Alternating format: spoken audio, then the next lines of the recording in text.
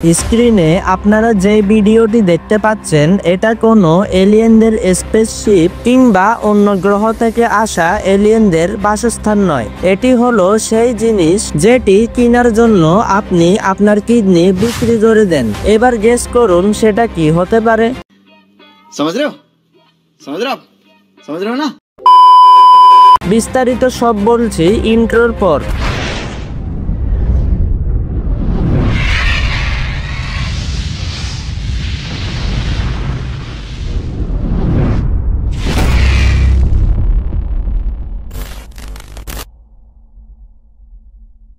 আমেরিকার ক্যালিফোর্নিয়ায় অবস্থিত এই বিল্ডিংটি দেখতে যেন এক বিশাল ফিউচারিস্টিক ইউএফও। এটি হলো সেই কোম্পানির বিল্ডিং যেখানে প্রতি বছর আইফোন এবং ম্যাকবুক সহ তাদের অন্যান্য অ্যাক্সেসরিজের ডিজাইন করা হয়। হ্যাঁ, আপনি ঠিকই ধরেছেন, এটা হলো স্টিভ জবসের কোম্পানি অ্যাপেলের অ্যাপেল পার্ক। কিন্তু আপনি জানলে অবাক হবেন, এই বিল্ডিংটি তৈরি হওয়ার সময় খরচ হওয়ার কথা ছিল $50 কোটি, কিন্তু সেখানে খরচ হয়ে গিয়েছে প্রায় $500 কোটি, যা 2008 সালে ছিল তাদের ক্যাশ রিজার্ভের মাত্র 2%। আচ্ছা, তো আমি আপনাদেরকে স্টিভ জবসের বলা একটি ভিডিও দেখিয়ে নেই। And we've come up with a design that puts 12,000 people in one building. এটা ছিল 2011 সালের জুনের 7 তারিখে সিটি কাউন্সিলকে বলা স্টিভ জবসের স্বপ্ন, যেখানে তিনি বলেছিলেন যে তিনি তার কোম্পানির এমপ্লয়ীদের জন্য এমন একটি পরিবেশ বান্ধব বিল্ডিং তৈরি করতে চান যেখানে একসাথে 12,000 এমপ্লয়ি থাকতে পারবে। কিন্তু তিনি তার এই স্বপ্নকে পূরণ করার জন্য ব্যবস্থা করার চেষ্টা করে গিয়েছিলেন তার শেষ কিছু সময়, তবে তিনি তা দেখে যেতে পারেননি। তার কারণ হলো তিনি তার কোম্পানির সকল দায়িত্ব টিম কুককে বুঝিয়ে দিয়ে অক্টোবরের 5 তারিখ 2011 সালে না ফেরার দেশে চলে যান।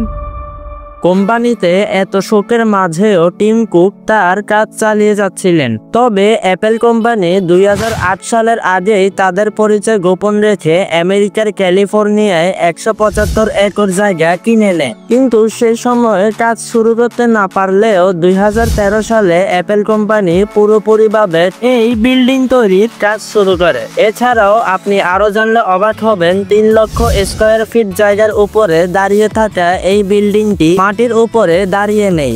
এখন আপনার মনে প্রশ্ন আসতেই পারে, এই বিল্ডিংটা মাটির উপরে দাঁড়িয়ে নেই তো এটা কি হাওয়ায় ভেসে আছে? উত্তরটা হবে না, কারণ অ্যাপেল কোম্পানি এখনো সেরকম কোনো প্রযুক্তির ছোঁয়া পায়নি। এটা করা হয়েছে জাপানি একটি প্রযুক্তির মাধ্যমে, যেটা কাজ করে কিছুটা এভাবে। কিছু বুঝেননি তো? আমি বুঝিয়ে দিচ্ছি। এই সম্পূর্ণ পার্কটি 608টি স্টেনলেস স্টিল প্লেটের উপরে দাঁড়িয়ে আছে, যেটা ঠিক এইভাবে কাজ করে। এখন আপনার মনে প্রশ্ন আসতে পারে, আরে ভাই, এই সিস্টেমটা ঠিক কি কারণে দেওয়া হয়েছে? কারণ যদি কোনো শক্তিশালী ভূমিকম্প সেখানে আঘাত হানে, তাহলে সেই প্লেটটি যাতে যে কোনো দিকে মুভ করতে পারে।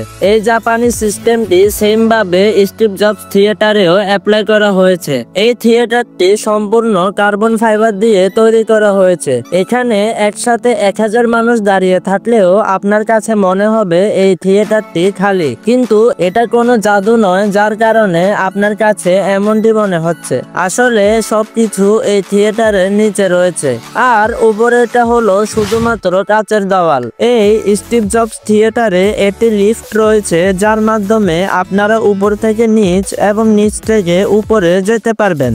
আসলে আমার কথাবার্তা শুনে অ্যাপেল কোম্পানির সবকিছু অদ্ভুত মনে হচ্ছে, তাই না? অদ্ভুত মনে হওয়ারই কথা, কারণ এই বিল্ডিংটির নামই তো অদ্ভুত, অ্যাপেল পার্ক। এটাই পৃথিবীর মধ্যে থাকা একমাত্র পার্ক যেখানে সবকিছুই প্রাকৃতিক পরিবেশ দ্বারা আবদ্ধ। অর্থাৎ এই সম্পূর্ণ পার্কটিতে প্রায় 9000-এর মতো গাছ রয়েছে।